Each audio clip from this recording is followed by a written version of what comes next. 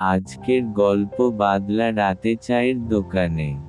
হচ্ছে ঝমঝম করে, রাত গভীর, চারদিকে ঘুটঘুটে অন্ধকার। গ্রামের শেষ প্রান্তে এক টালির চালা দেওয়া ছোট্ট চায়ের দোকান এখন আশ্রয় হয়ে দাঁড়িয়েছে পথিকদের জন্য। দোকানের সামনে টিমটিম করে জ্বলছে এক পুরনো কেরোসিনের লণ্ঠন। বৃষ্টির শব্দে চারপাশ ভরে উঠেছে, মাঝে মাঝে বিদ্যুতের ঝলকানি যেন আঁধারের বুক চিরে সবকিছু আলোকিত করে তুলছে। দোকানের বেঞ্চিতে বসে আছে তিনজন মানুষ, দুধ চা হাতে নিয়ে এক যুবক, ধুতি পাঞ্জাবি পরা এক বৃদ্ধ, আর দোকানদার গফুর মিয়া। বাইরে ঝড়ো হাওয়া, কিন্তু দোকানের ভেতর অদ্ভুত একটা নীরবতা। গফুর মিয়া বলল, এই সময়ে এই দিক দিয়ে কেউ আসে না। হঠাৎ তোমাদের আসা কেমন যেন অস্বাভাবিক লাগছে। বৃদ্ধ হেসে উত্তর দিলেন, বাড়ি ফিরছিলাম, কিন্তু বৃষ্টি এসে পথ আটকে দিল। ভেবেছিলাম একটু চা খেয়ে সময় কাটাই। যুবক চুপচাপ চা খাচ্ছিল, তার চোখ দুটো কেমন অদ্ভুত, যেন হালকা লালচে আভা আছে।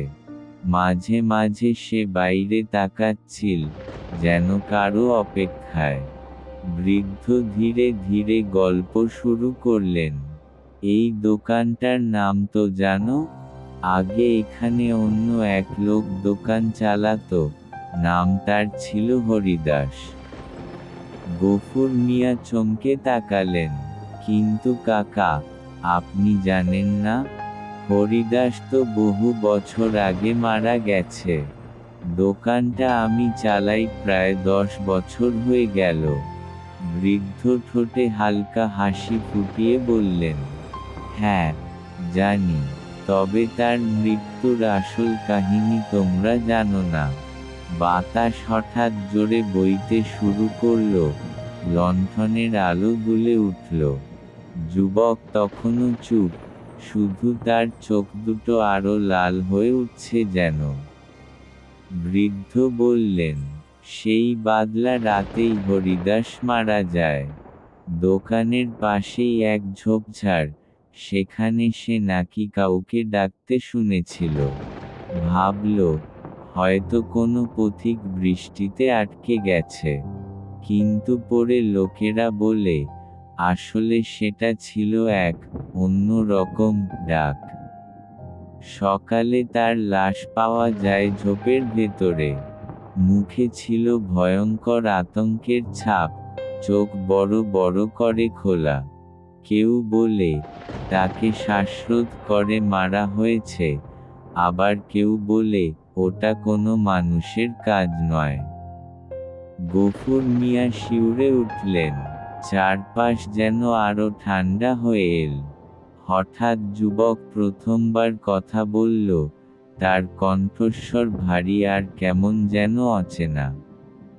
হরিদাস তখন আমার সঙ্গে দেখা করতে এসেছিল।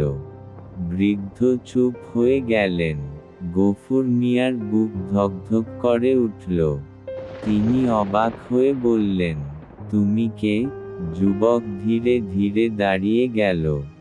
বিদ্যুতের ঝলকানিতে দেখা গেল তার মুখ স্বাভাবিক নয়, হাড় জিরজিরে, চোখ দুটো গভীর গর্তের মতো, ঠোঁটে অদ্ভুত হাসি।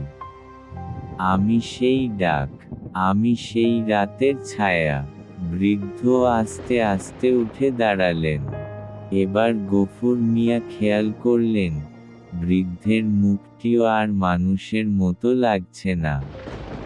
তার চোখে শূন্যতা, ঠোঁটে ঠান্ডা হাসি। লণ্ঠনের আলো নিভে গেল আচমকা। চারদিকে কেবল বৃষ্টির শব্দ আর হাহাকার করা হাওয়ার গর্জন। গফুর মিয়া প্রাণপণে চোখ মুছলেন, লণ্ঠন আবার জ্বালাতে চেষ্টা করলেন। কিন্তু আলো ফিরে আসার পর দেখলেন, দোকানের বেঞ্চি ফাঁকা। না যুবক, না বৃদ্ধ, কেউ নেই। শুধু ভেজা মাটির গন্ধ আর বাতাসে ভেসে আসা কানে কাটা দেওয়া ফিসফিসানি। বাদলা রাতে আমরা আবার আসব। গফুর মিয়া আতঙ্কে জমে গেলেন। তিনি বুঝলেন, এতক্ষণ যাদের সঙ্গে চা খেতে বসেছিলেন, তারা আসলে মানুষ ছিল না। তারা সেই বাদলা রাতের অশরীরী অতিথি, যারা এখনো ঘুরে বেড়ায় এই চায়ের দোকানের চারপাশে। তারপর থেকে গ্রামে শোনা যায়, ঝড় বৃষ্টির রাতে যখন কেউ এই দোকানে একা বসে চা খেতে আসে, তখন হঠাৎ অচেনা দুই অতিথি হাজির হয়। একজন বৃদ্ধ, আরেকজন যুবক। তারা গল্প শুরু করে হরিদাসের মৃত্যুর কথা দিয়ে, তারপর হঠাৎ মিলিয়ে যায় বৃষ্টির শব্দের ভেতরে। আজও গ্রামের লোকেরা দূর থেকে এই দোকানের দিকে তাকিয়ে ফিসফিস করে, বাদলা রাতের চায়ের দোকান, ওখানে শুধু চা নয়, ভূতের গল্পও পাওয়া যায়।